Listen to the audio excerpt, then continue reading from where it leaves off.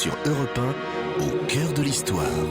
Comme chaque jour à 13h15, nous retrouvons Franck Ferrand pour une plongée au cœur de l'histoire. Aujourd'hui, une histoire dramatique. Bonjour Franck. Bonjour Caroline, bonjour à tous. Vous dites dramatique, on pourrait même dire tragique, car il s'agit sans doute de la plus grande catastrophe du XVIIIe siècle, ce tremblement de terre de Lisbonne qui a eu des répercussions jusqu'aux confins du monde habité. On était en 1755, Voltaire en a parlé bien sûr, mais vous allez voir qu'il était loin d'être le seul. Le tremblement de terre de Lisbonne, c'est l'événement, c'est la catastrophe que nous allons revivre maintenant.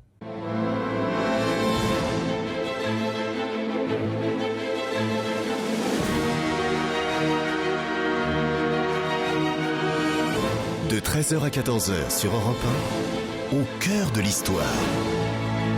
Franck Ferrand.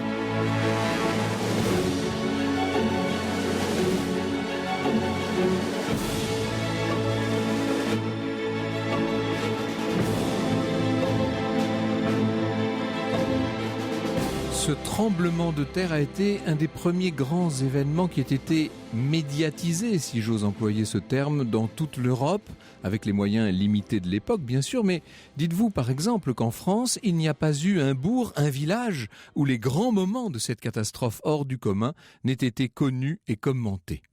Alors ce qu'il faut d'abord comprendre, c'est que le Portugal de l'époque, c'est que la Lisbonne sur laquelle s'abat ce fléau, sont un Portugal et une Lisbonne en mauvais état. Sur un plan politique, ce pays n'est plus alors que l'ombre de ce qu'il a pu être. Certes, il a retrouvé son indépendance depuis un bon siècle déjà, mais les 60 ans de souveraineté espagnole au siècle précédent l'ont miné. Les Portugais ne sont sortis de la domination des soldats espagnols que pour tomber sous la tutelle des marchands anglais. On pourrait presque dire que le pays est alors devenu une colonie marchande de l'Angleterre. Finalement, le seul domaine où les Portugais de ce milieu de XVIIIe siècle puissent faire montre d'énergie et de zèle, c'est la religion, véritable sport national, si j'ose ainsi dire, qui aboutit à des excès pittoresques. On a calculé, par exemple, que si l'on faisait dire des messes à toute la population, c'est-à-dire si toute la population était entrée dans les ordres, il aurait fallu, pour venir à bout de toutes les messes déjà commandées par les familles portugaises, plus de 500 ans. Comment s'étonner dans ces conditions que Lisbonne soit littéralement couverte d'églises, de monastères qui sont les noyaux et les centres d'activité de la ville en dehors des rives du Tage qui demeurent certes fourmillantes. D'une façon générale, Lisbonne a conservé un plan médiéval et une physionomie très archaïque. Les voyageurs qui la visitent n'en finissent pas de relever ses nombreuses insuffisances, les archaïsmes qui la distinguent de toutes les grandes autres métropoles européennes. Naturellement, face à ce tableau assez sombre, un certain nombre de Portugais, et notamment ceux qui sont en contact avec l'Angleterre, dont je vous parle, qui est le principal partenaire commercial, un certain nombre de Portugais réagissent. C'est le cas notamment du Premier ministre Sébastien José de Carvalho et Melo, que nous appellerons, si vous le voulez bien, le marquis de Pombal, même si à cette époque-là, il ne porte pas encore ce titre. Cet homme est un volontariste et il va jouer dans la réaction à la catastrophe, dans la réaction au séisme, un rôle essentiel. C'est donc dans ce contexte un peu particulier que survient la formidable catastrophe, la plus importante de loin de toute l'histoire du Portugal. A priori, on pourrait se dire que pour Pombal, ça tombe au plus mal. En fait, vous allez voir que bien exploitées, certaines catastrophes peuvent se révéler, sinon providentielles évidemment, du moins assez opportunes. Avant d'entrer dans le vif de l'événement, laissez-moi juste vous en donner la cause. Cet énorme tremblement de terre qui va être ressenti jusqu'en Scandinavie et sur la côte est de l'Amérique, ce séisme d'une magnitude extrême est dû à l'enfoncement de la plaque tectonique méditerranéenne et africaine sous la plaque européenne. L'épicentre a été localisé nettement au sud de Lisbonne, en fait à l'ouest du détroit de Gibraltar, ce qui explique que le Maroc ait été touché très fortement lui aussi. Plusieurs villes du nord marocain sont complètement détruites par le séisme. Si on parle toujours de Lisbonne, c'est que sur cette métropole, les effets de la catastrophe vont s'enchaîner en une cascade de plus petites catastrophes aussi spectaculaires que malheureusement meurtrières. C'est un extrait de la 41e symphonie de Mozart que vous venez d'écouter. Et nous parlons du tremblement de terre de Lisbonne. N'est-ce pas, Franck ? Alors je vous ai dit que le Portugal était alors très religieux. Il faut imaginer des foules immenses qui ont afflué de partout en ce matin de la Toussaint 1755. C'est que ça tombe mal. Comme par hasard, le séisme va tomber un jour de grande fête religieuse. Des foules immenses donc qui sont dans les grands sanctuaires de Lisbonne, et d'autant plus que cet automne est particulièrement doux et agréable. Il fait même chaud en ce matin du 1er novembre 1755, entre 18 et 20 de nos degrés. Le ciel est bleu sans un nuage, la mer paraît calme. Déjà l'atmosphère est un peu difficile à respirer, ce qui contraste avec ce temps superbe. Vers 9h30 du matin, une drôle d'odeur de soufre envahit l'atmosphère. On entend un grondement sourd comme une sorte de grand bruit souterrain qui ferait penser à un orage, sauf qu'encore une fois, le temps n'est pas orageux. Étrange. C'est à 10h moins 20 que de l'étrange, on va basculer carrément dans l'horreur. Sur Europe 1, au cœur de l'histoire. Et Franck Ferrand relate pour vous aujourd'hui le tremblement de terre de Lisbonne en 1755. Il est 10h moins 20 du matin, en ce matin de la Toussaint 1755, lorsque survient la première secousse, qui est une secousse verticale, ce qui a pour effet d'être très spectaculaire.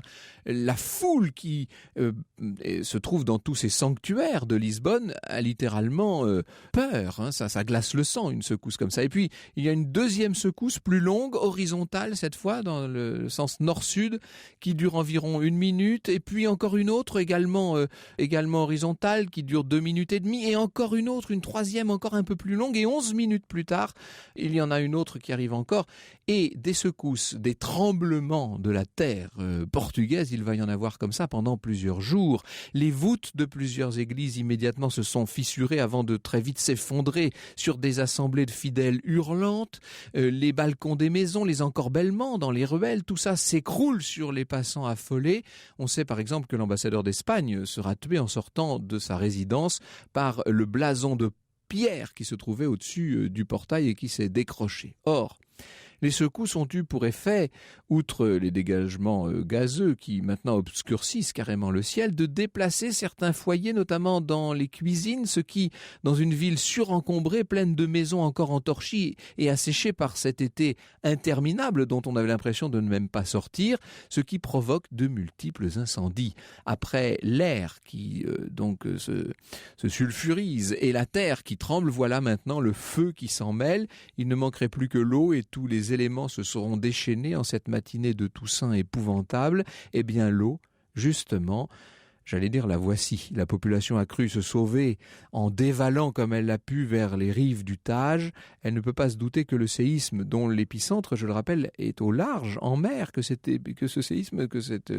tremblement a provoqué une gigantesque lame de fond qui est à présent tout près de l'estuaire. Elle remonte, elle commence à fracasser des embarcations.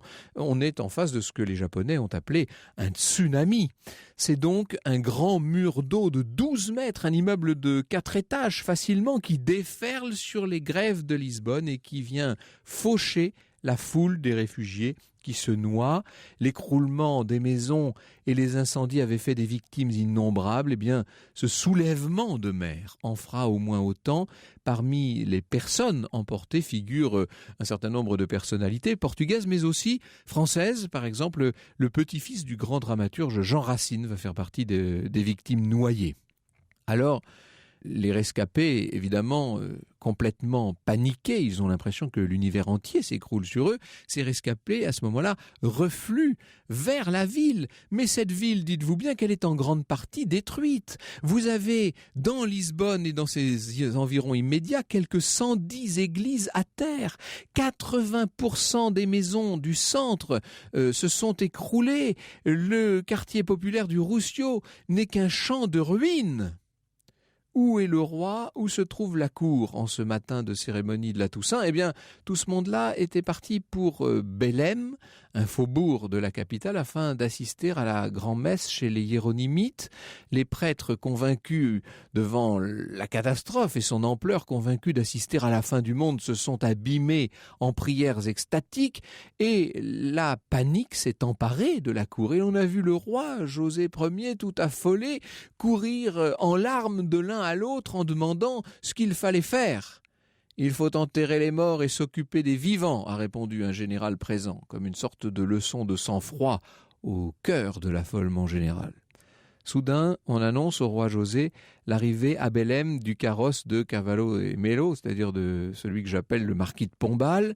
Au milieu de l'affolement et des scènes d'hystérie, le marquis de Pombal a conservé tout son sang-froid, à ses pleurnichés. Au travail, dit-il, il faut s'occuper des blessés dans un premier temps, il faut réunir tous les corps des morts, il faut bien sûr lutter contre les incendies, et ces incendies dont les foyers, vous l'avez bien compris, se sont disséminés à travers les ruines encore fumantes. Ces incendies vont durer 6 jours entiers. Il faut aussi, et ce sera l'une des priorités des Portugais, déblayer toutes les voies d'accès, toutes les voies principales. Il est nécessaire d'assainir autant qu'on le peut, car on est dans une époque où immédiatement toute catastrophe se traduit par le développement d'épidémies, et ça c'est presque l'obsession des autorités de l'époque. Et maintenant, pense le Premier ministre, maintenant que la nature a parlé, eh bien, ça va être aux hommes à lui répondre. Quand même, le séisme a fait de très nombreuses victimes. Il y a 250 000 habitants à peu près à Lisbonne à l'époque. On parle de 5 à 10 000 Lisboètes tués dans les décombres eux-mêmes, chiffre qu'il faut doubler si l'on veut tenir compte des personnes décédées des suites du séisme. Et si vous comptez tout le sud du Portugal, certains historiens vont jusqu'à avancer les chiffres de 55-60 000 victimes. C'est donc une catastrophe d'une ampleur considérable, évidemment.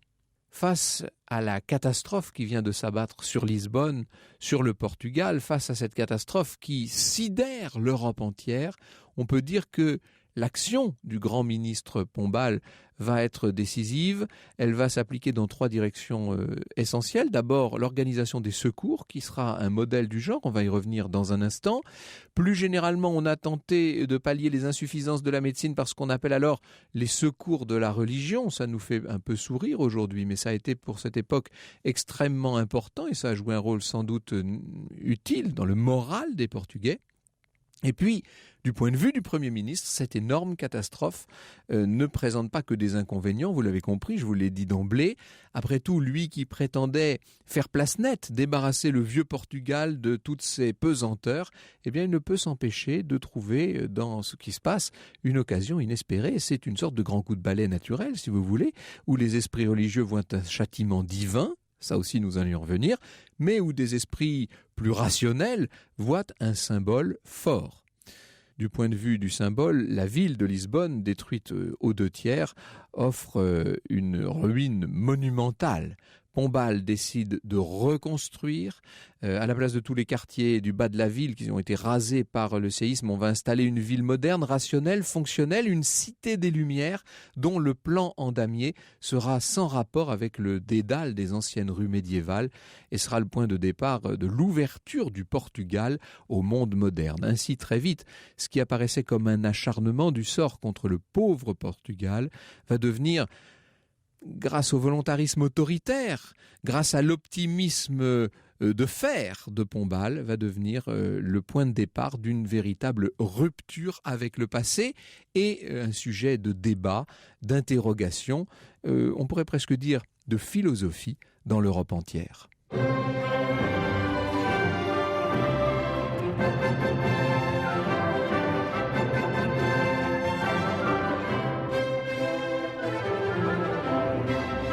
Un court extrait de la 41e symphonie de Mozart sur Europe 1 et nous retrouvons Franck Ferrand et son invité. Et nous retrouvons donc Grégory Quenet qui est un spécialiste des séismes et de leur histoire. Est-ce qu'on peut dire, Grégory Quenet, que ce tremblement de terre de Lisbonne, qui a laissé une marque indélébile dans l'histoire, qui est presque un point de référence dans la chronologie du XVIIIe siècle, est le tremblement de terre qui a été le plus marquant dans l'histoire de l'Europe ? Oui, assurément. On peut même dire que c'est le premier événement européen, c'est-à-dire le premier événement à avoir été vécu presque instantanément, ou tout au moins identifié comme tel dans les semaines qui ont suivi, par l'ensemble des Européens. Puisque, comme vous l'avez dit, la secousse a été ressentie de l'Islande jusqu'à l'Afrique du Nord et des États allemands jusqu'à Boston. Autrement dit, dans une époque où le système de l'information est encore rudimentaire, la circulation lente, eh bien, chacun a participé à cet événement au même instant, la seconde près.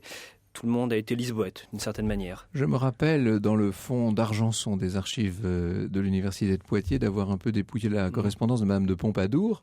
Et ce qui est extraordinaire, c'est que pendant près de 15 jours, toutes ces lettres ne parlent que du tremblement de terre de Lisbonne, à une époque quand même, 1755, où il se passait, sur un plan diplomatique et même militaire, dans toute l'Europe, un début de renversement d'alliance. Enfin, elle avait quand même d'autres sujets d'intérêt. Or, tout n'est qu'autour, tout tourne, toute conversation tourne autour de ce tremblement de terre. Ça a été... Oui, tout à fait. Et à la cour, d'ailleurs, il y a même une offensive de l'aumônier du roi contre elle, disant il faut la chasser, et signe de contrition, elle renonce à se maquiller, à se poudrer pendant quelques semaines. Exactement. Donc, et en plus, c'était arrivé un jour de fête religieuse, un jour de Toussaint, donc il y avait évidemment une force symbolique à tout ça. Alors, pour reprendre les choses dans l'ordre, est-ce qu'on a ressenti, par exemple ici à Paris, est-ce qu'on a ressenti des secousses du tremblement de terre de Lisbonne ? Oui, absolument. La secousse a été ressentie. Et ce qu'il faut bien voir, c'est qu'il y a eu une sorte de crise sismique dans l'année, disons dans les mois qui ont suivi, pendant un an,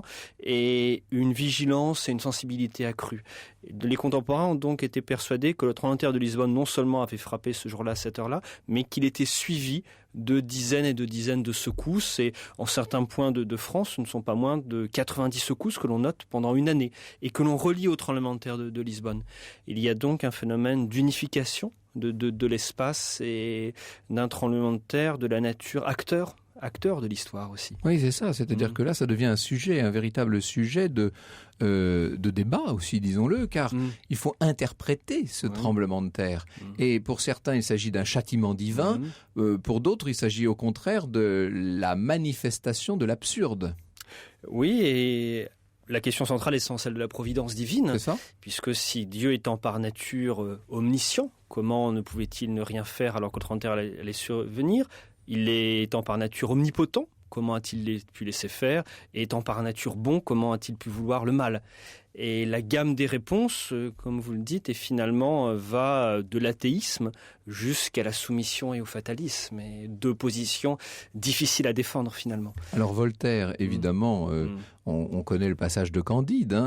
Il fait de ce tremblement de terre un événement d'une comment on pourrait dire ça, d'une absurdité brutale en fait. Chez Rousseau, en revanche, il y a la marque d'un châtiment devant certains excès humains. Oui, les deux ont deux interprétations radicalement différentes. Celle de Voltaire est finalement relativement complexe, voire contradictoire. La réponse de Rousseau, en tout cas, est la suivante, c'est que ce n'est pas la providence qui est responsable, car seuls les hommes ont construit une ville de cette importance-là, des bâtiments de plusieurs étages, et donc finalement, ce n'est pas Dieu, mais les hommes. De manière anachronique, ceci a poussé certains spécialistes des catastrophes naturelles à voir en Rousseau un précurseur de la notion de vulnérabilité, ce qui est peut-être un petit peu exagéré, mais en tout cas, il défend la dimension humaine de la catastrophe. Telle n'est pas la position de Voltaire, qui, lui, insiste sur la question du mal, du mal physique et du mal humain, c'est-à-dire que rien ne peut justifier la souffrance d'innocents. Rien ne peut justifier la souffrance d'innocents, et de manière tout à fait neuve, dans le poème sur le tremblement de terre de Lisbonne, il met en scène cette souffrance. Les femmes, les enfants qui sont écrasés, et par cette mise en scène de la souffrance, il devient presque impossible de dire « mais oui, il est normal qu'un enfant meure parce qu'il... l'homme a péché, et cela devient en quelque sorte intenable. Sa position, en même temps, comme souvent avec Voltaire, avec ce procédé ironique de Voltaire, disons qu'il attaque un ennemi pour mieux détourner l'attention de ce qui est important pour lui. Évidemment. Voilà. Par quel biais parviennent les nouvelles de ce tremblement de terre ? Qui en donne des relations concrètes, précises ? Il n'y a pas de système d'information à l'époque, bien entendu. Oui. Plusieurs canaux qui contribuent aussi au succès de l'événement, et finalement la pluralité des voix créant des phénomènes de dissonance et contribuent à ce que j'avais appelé, reprenant une formule de Pierre Nora, un événement monstre, c'est-à-dire qui se nourrit de lui-même. Les marchands tout d'abord. Les marchands, vous avez souligné l'importance des marchands anglais à l'époque, des marchands français aussi de manière secondaire mais néanmoins. Donc ces canaux marchands font transiter les informations, informent Voltaire par exemple qui a investi dans la région et qui est informé à la fois du tremblement de terre et de ses propres investissements. Les marchands, des réseaux de migrants.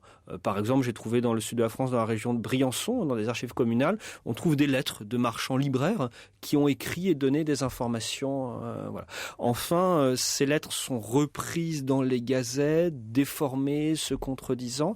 Et il faut ajouter à cela la lenteur de la circulation de l'information et finalement l'irrégularité des nouvelles qui crée un ressort dramatique, comme dans les lettres persanes, c'est-à-dire que vous êtes informé une fois qu'il est trop tard. C'est ça. Voilà. Il y a un côté étoile morte dans l'information qu'on reçoit, c'est-à-dire qu'au moment où l'on sait ce qui s'est passé, eh bien par définition c'est toujours trop tard, par essence même.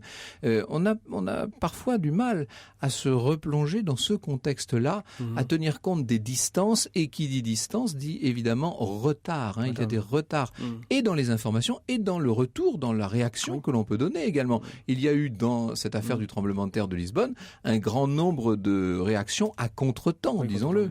Du point de vue des Portugais, certaines réactions arrivent évidemment bien trop tard. Si le séisme revêt une telle importance et si le choque à ce point les esprits de l'époque, c'est parce qu'on ne sait pas comment l'expliquer. Alors là, il y a un véritable débat sur les causes même du séisme. Oui. Sur les causes physiques. Comment peut-on expliquer la transmission quasiment instantanée d'un phénomène à des milliers de kilomètres de distance? Et c'est quelque chose qui a été longtemps un peu oublié, mais il y a eu le débat physique sur la cause et la diffusion des secousses a été aussi vif que le débat philosophique. Emmanuel Kant, le livre qu'il consacre au tremblement de terre, est un mémoire sur les causes physiques, qui est le cours qu'il a donné à ses étudiants. Il enseignait la géologie en 1756 et qui est un très bon résumé des différentes théories en lice. Alors la principale, l'une des plus spectaculaires, c'est la théorie électrique. Voilà. Qui permet d'expliquer l'instantanéité de la diffusion. On est dans le contexte de la découverte des courants électriques, le paratonnerre de Benjamin Franklin, 1754, les expériences de l'abbé Nollet, avec une dimension à la fois savante et spectaculaire de la science. C'est à cette époque qu'on fait des expériences, par exemple pour Louis XV, en donnant une secousse à un garde, et une chaîne de 100 gardes, le dernier la ressent. Et bien entendu, ceci paraît le plus efficace pour expliquer la diffusion instantanée. Et l'Académie de Rouen organise en 1756 un mémoire sur la cause des tremblements de terre. 10 mémoires sont conservés sur les 16 qui... Ce sont des concours scientifiques. Ces académies sont des sociétés savantes qui multiplient généralement comme ça les concours d'érudition ou de science. Voilà. Ouvert aux plus grands savants comme aux hommes ordinaires. C'est ça qui est tout à fait étonnant. Et le mémoire qui remporte le concours est un mémoire électrique. Donc c'est ce qui a l'air le plus convaincant aux yeux des scientifiques qui ont jugé. Voilà, exactement. Quelles sont les autres théories en 2 mots ? Alors les autres théories, ce sont la théorie aristotélicienne, l'équilibre entre les 4 éléments avec des vents à l'intérieur de la Terre, et pour rétablir l'équilibre, finalement, il faut faire sortir l'air qui est rentré à l'intérieur. Cette théorie est encore en vogue, mais relativement secondaire. Des modèles physiques qui reposent mécanistes sur la transmission du mouvement, c'est-à-dire une explosion de forte puissance qui met en branle la Terre de manière souterraine. Ce qui pose d'ailleurs des difficultés pour expliquer comment se transmet le mouvement. Le fameux géographe Philippe Buache, à cette époque-là, réalise une grande carte du tremblement de terre en 1756, et lui, il explique ça par les chaînes de montagnes. Le mouvement se transmet à l'intérieur des chaînes de montagnes.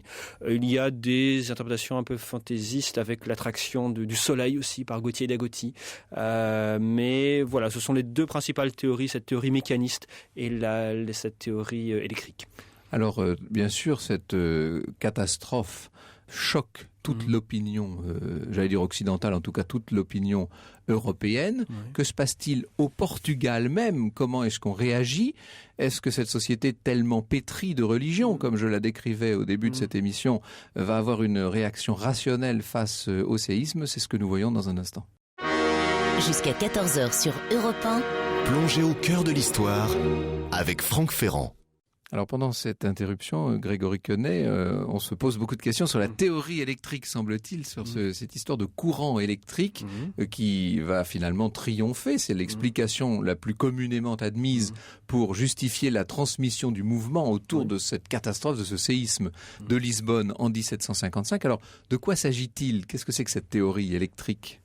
La source électrique est assez peu discutée et on a peu d'éléments pour l'expliquer. Ce qu'on explique plutôt avec la théorie électrique, c'est la diffusion, puisque l'on sait à l'époque qu'un courant électrique peut se diffuser à travers une chaîne d'individus, peut se diffuser à travers l'eau, le fameux baquet de Mesmer qui deviendra à la mode dans les années suivantes. Donc c'est cette diffusion électrique qui peut passer par le sous-sol, par des chaînes de montagnes, voilà. Alors pour toute proportion gardée, il faut bien voir que nous-mêmes, nous avons trouvé l'explication des tremblements de terre que très récemment. Oui, la tectonique des plaques, c'est depuis quand? C'est depuis les années 1940 et ça a été validé que dans les années 1960. Donc, cette théorie électrique qui est encore conjoncturelle, hypothétique, finalement, n'est pas si mal que cela. Oui, il ne faut pas en sourire. À l'époque, elle était plutôt probante par rapport à d'autres, en tout cas. Exactement. Et on a même des projets c'est l'abbé Berthelon qui propose ce site, de construire des paratremblements de terre, c'est-à-dire le principe symétrique du paratonnerre, des tiges de fer enfoncées dans le sol qui vont faire sortir l'électricité. Berthelon propose de construire ça autour des grandes villes italiennes sujettes au tremblement de terre et autour de Lisbonne. Et on a des planches. Ça n'a pas été réalisé, mais il y a des planches de paratremblement de terre. Oui, donc on essaie tout de suite de trouver une parade néanmoins. Alors, chaque époque a ses peurs. Est-ce que dans les années et dans les décennies qui suivent ce tremblement de terre de Lisbonne en 1755, on voit naître une peur du tremblement de terre, une peur spécifique ailleurs qu'à Lisbonne? Oui, on voit naître même, je dirais, une véritable passion des tremblements de terre qui a été en fait préparée avant Lisbonne. C'est cela qu'il faut bien voir. Lisbonne est une sorte de cristallisateur qui crée un débat public et une scène. Mais si l'on regarde les travaux de l'Académie des sciences de Paris, vous avez dans les années 1740, grâce à l'extension des réseaux de l'information, il y a la découverte des tremblements de terre du royaume. C'est-à-dire ces micro-tremblements de terre que l'on connaissait peu. Et auxquels on n'attachait quasiment aucune importance. Quasiment pas d'importance, exactement. Et dont les nouvelles affluent finalement avant et après le tremblement de terre de Lisbonne. Et la France a eu la passion des tremblements de terre pendant une vingtaine d'années. Le tremblement de terre a été la première figure finalement de la catastrophe, qui a été ce miroir des Lumières. À la fois dans une société qui doit inventer son bonheur elle-même, Dieu s'éloignant, eh bien, il y a à la fois cette chose exaltante qui est de trouver sa voie et cette peur d'avoir inventé cette voie elle-même. Et là, l'angoisse prend corps, en quelque sorte. Vous avez publié chez Champvallon, il y a 7 ans, un ouvrage intitulé « Les tremblements de terre au XVIIe et XVIIIe siècle, la naissance d'un risque ». C'est une nouvelle notion qui émerge à ce moment-là ? Le mot, bien sûr, n'est pas employé. Le terme de risque, non. C'est un anachronisme. Le terme de risque, là, désigne la manière dont un aléa identifié, on sait qu'il peut survenir, est transformé peu à peu en objet scientifique grâce à un protocole d'observation. C'est à cette époque-là que se met en place le protocole qui consiste à mesurer la durée des secousses, l'heure exacte et l'inclination, permettant de savoir que c'est la même secousse qui a touché différents points éloignés. Donc un objet scientifique, et cet objet scientifique, juridique, politique, lorsqu'il y a indemnisation prise en charge par l'État, peut devenir un objet d'attention générale, un objet public. Et finalement, ce sont ces différentes étapes qui donnent naissance à la notion de risque, c'est-à-dire la probabilité, la possibilité qu'un danger, qu'un aléa survienne. Alors j'ai raconté très succinctement, je vous le concède, la succession des catastrophes. D'abord, cette atmosphère soufrée, le ciel qui s'obscurcit, le grondement de la terre, bien entendu, et puis la terre qui bouge vraiment. Et là, premier risque majeur, l'effondrement des édifices. Ensuite, les incendies qui naissent ici et là et qui vont transformer les ruines en une sorte de brasier. Et puis, comme si ça n'était pas suffisant, le tsunami qui vient balayer tout ça. Ça a été quand même, on a l'impression d'une punition biblique, là, objectivement. Oui, je garderai de donner mon avis personnel. Et effectivement, cette succession d'événements. D'ailleurs, la secousse elle-même ne tue pas la majorité des gens. Finalement, c'est le tsunami et plutôt même l'incendie. Mais je vais peut-être vous étonner. Les historiens qui ont travaillé sur les catastrophes naturelles, finalement, se sont pendant longtemps assez peu intéressés au terrain même de la catastrophe, à la catastrophe vécue. Et ce n'est qu'à l'occasion du 250e anniversaire de Lisbonne que des collègues portugais ont commencé à travailler de manière vraiment approfondie dans les archives pour avoir une quantification et finalement avoir la catastrophe vécue. Précisément. Voilà. Exactement, et avoir la catastrophe vécue. Et c'est un des paradoxes de la catastrophe, c'est que c'est une sorte de figure narrative qui met en place une coupure entre un avant et un après et qui fait que souvent on s'intéresse beaucoup plus à ce qu'il y a avant, ce qu'il y a après et pas au pendant. Ouais. Et le pendant est assez loin des idées reçues que l'on a. Souvent, par exemple, ce sont généralement les populations elles-mêmes qui gèrent les catastrophes. Et vous avez parlé de Pombal, mais il y a aussi finalement les réseaux de solidarité sur place. Et ce sont encore des choses à étudier. Et finalement, pour beaucoup de catastrophes.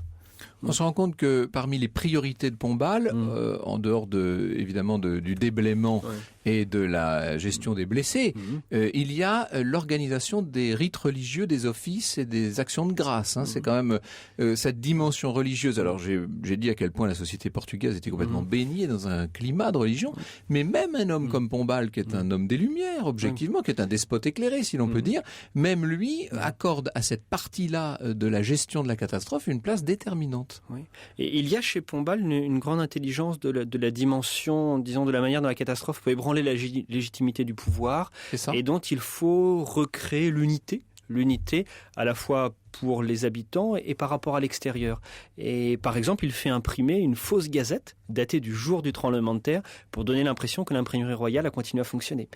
Il contrôle soigneusement toutes les nouvelles pour donner l'impression que le roi est présent sur les lieux, ce qui était totalement faux. Tout va bien, nous contrôlons la situation. Exactement. Et ceci n'est pas contradictoire avec la gestion religieuse de la catastrophe qui donne du sens. Et lorsque l'on donne du sens à une catastrophe, on commence déjà à la surmonter. Et non seulement on la surmonte, mais on pourrait dire qu'on accompagne ceux qui survivent quand même. C'est-à-dire qu'on leur redonne le moral, si je puis dire. Voilà. On recrée du collectif. C'est ça. On recrée du collectif et toute proportion gardée. Lorsque la ville de Manosque est touchée en 1708 par le tremblement de terre qui détruit une partie de la ville, le conseil de ville décide, 14 jours après le tremblement de terre, 3 choses. De nommer des gardes qui vont garder la ville nuit et jour parce qu'elle est abandonnée pendant 1 mois et demi, d'envoyer des représentants demander une réduction d'impôts, et enfin de fonder un pèlerinage à la Vierge pour la remercier. Et ceci n'est pas contradictoire en réalité. Bien sûr. Ce sont les 3 pieds sur lesquels avancent ces gouvernements de l'époque. Exactement. Franck Ferrand sur Europe 1, au cœur de l'histoire. Et nous avons en ligne le professeur Jean-François Labourdette, qui connaît si bien l'histoire du Portugal. Bonjour Monsieur Labourdette. Bonjour Monsieur. Merci d'être avec nous en ligne. Nous venons donc de voir quelles avaient été dans l'ensemble de l'Europe les conséquences de ce tremblement de terre et puis tous les débats techniques et débats philosophiques sur ses causes et ses conséquences. Mais sur place, au Portugal, quelles ont été les principales conséquences de ce séisme ? Eh bien, tout d'abord, il faut dire que tout Lisbonne n'a pas été détruite. C'est simplement c'est la ville basse, en fait. Oui, c'est ça. Oui. C'est ce qu'on appelle la Baïcha. Et les conséquences furent d'abord, sur le plan humain, très, très, très considérables. Sur le moment, on avait ainsi à peu près estimé le nombre des morts à 70 000, voire 90 000, même 100 000. C'était le chiffre qui était retenu par Voltaire, comme vous le savez. Et Pombal lui-même, qui voulait limiter le désastre, parla de 6 à 8 000 victimes.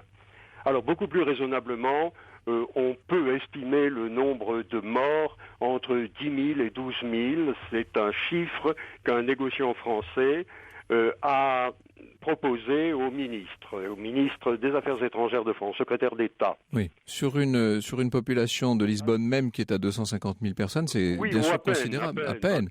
C'est sans doute une des grandes villes de l'Europe, mais qui ne dépasse pas, je crois, en 1755, 200 000 habitants. Oui, c'est ça. Donc c'est très considérable et bien entendu, c'est surtout très marquant pour tous les esprits. Alors, parlons peut-être de 2 types de conséquences. D'abord, une conséquence tout à fait visible, c'est la réurbanisation de toute cette basse ville de Lisbonne. Tout à fait. Bon, d'abord, il est évident que les dégâts matériels et artistiques furent immenses.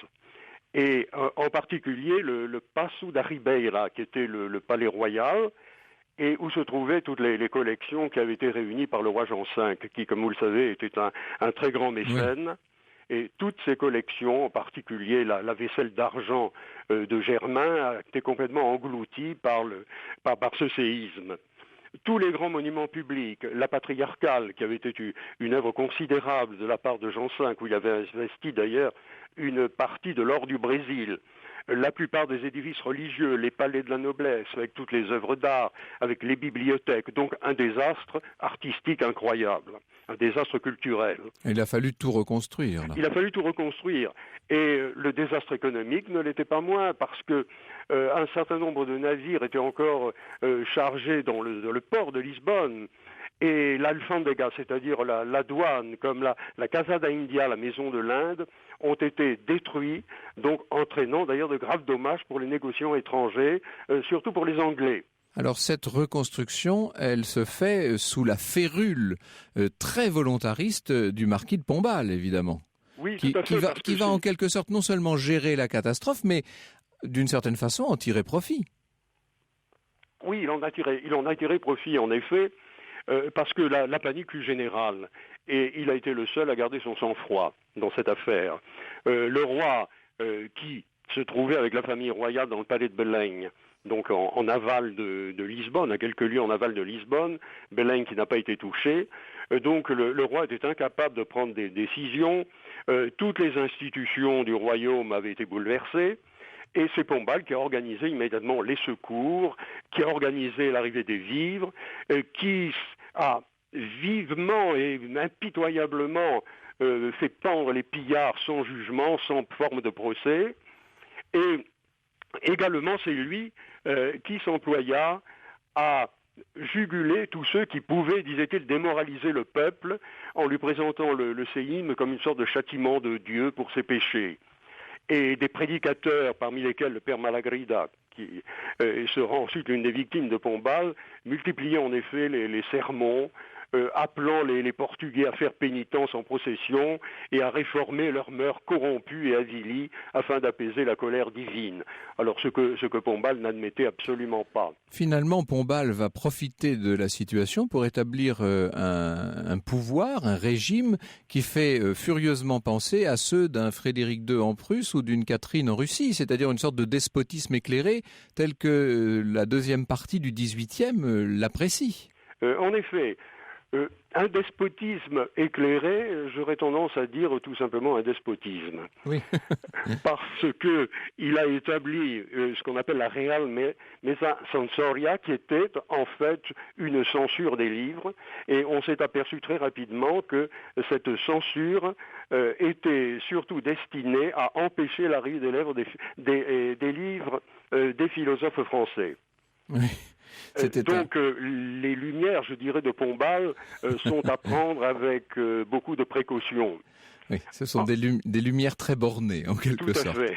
Merci beaucoup, Jean-François Labourdette, de nous avoir fait revivre du point de vue portugais cette catastrophe. On a peut-être tendance un peu trop, justement, Grégory Quenet, à considérer la catastrophe comme un événement à l'échelle de l'Europe et, comme vous l'avez dit, à oublier ce qui s'est passé sur place même, finalement. Ça a été effrayant pour le peuple portugais, notamment dans les conséquences politiques de l'affaire. Oui, et aussi dans l'expérience même de la catastrophe, certaines nouvelles rapportent un état d'anomie et désorganisation sociale. Il faut se remettre encore une fois sur le terrain même de la catastrophe, les familles désorganisées, la douleur, les morts, et comment une société réussit-elle à garder ce qui lui donne sens et sa structure. Et certaines nouvelles rapportent des scènes d'hystérie collective, de panique, certains parlent même de cannibalisme, certaines qui sont très certainement inventer des rumeurs, mais finalement, c'est une part sombre qui nous échappe. C'est ça. Oui.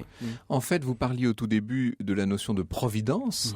Il y a presque celle, alors je vais commettre volontairement un gros anachronisme, mais il y a presque celle d'État-providence. C'est-à-dire que quel est le rôle de l'État, de la monarchie portugaise, de ce Premier ministre Pombal? Quel est le rôle de tous les cadres également, notamment de l'Église du Portugal, dans la gestion d'une catastrophe et dans l'accompagnement d'une population meurtrie? Une question que se sont longtemps posées les chercheurs sur les catastrophes, c'était d'expliquer ce qu'on appelle la dimension régalienne de la catastrophe. Comment se fait-il que dans ce genre de situation, le pouvoir central, le roi, le monarque, le chef d'État, le président de la République, doivent nécessairement intervenir. Oui. Et l'hypothèse était que c'était un des fondements de la légitimité du pouvoir. Or, ce que l'on voit historiquement, c'est que finalement, c'est quelque chose de très tardif. Et que pendant longtemps, les souverains se sont bien gardés. Louis XIV, lorsqu'il subit le tremblement de terre de 1660, son retour des Pyrénées par exemple, sont bien gardés d'intervenir parce que c'était politiquement dangereux, c'était un signe de mauvais présage, pouvait être utilisé par des... Il faut se tenir loin de la catastrophe. Et ce qui est très nouveau avec Lisbonne, c'est que le cœur du pouvoir est frappé et il doit endosser la prise en charge de la catastrophe. Et même si c'est Pombal qui le fait en réalité, il y a un lien tout à fait nouveau entre l'État, effectivement, et la catastrophe, qui ne fera que s'approfondir au cours du XVIIIe siècle. Et par aboutir à tout ce que nous savons sur les grands bouleversements de la fin du XVIIIe siècle, évidemment. Les tremblements de terre au XVIIe et XVIIIe siècle, la naissance d'un risque, c'est votre ouvrage sur le sujet plus général, chez Champvallon, où vous dirigez par ailleurs toute une collection.